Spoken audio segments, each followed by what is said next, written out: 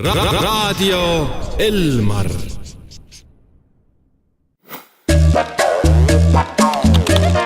Lapse suu.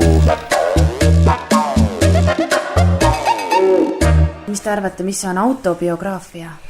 Ei tea. Jeep.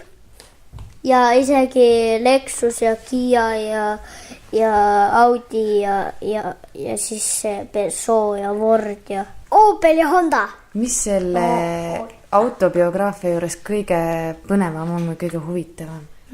Ma ei tea. Ja ma olen ühtede kaabli vaadanud, kus on auto ja siis mingi naine tuleb punase autoga ja siis ja ta ütles, et tegelikult auto ei ole see punane, sest tegelikult keegi pani sinna selle teise selle. Ja siis ja ta ütles näiteks, andke mulle näiteks punane.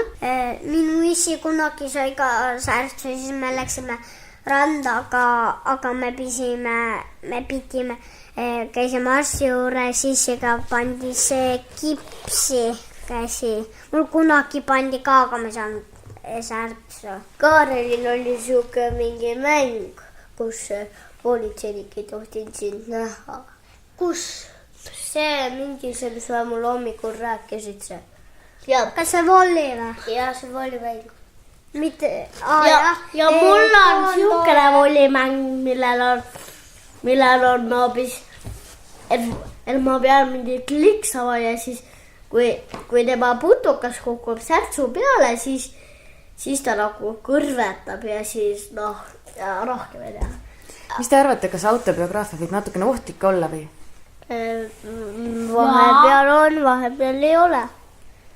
Aga Volli mängus olen tegelikult päris sinna hästi suurde kosmose, aga vaata, kui sa tahad seda asja kätte saada, siis sa pead võviga vaatama, kus see on, seal kus põleb, sealt vaatad võviga, kui on kiri, siis see tähendab ja lähed selle kaksikveega, sõidad sinna ja siis vajutad teed ja korjab selle välja. Aga ma ei tea autodest. Raadio Elmar.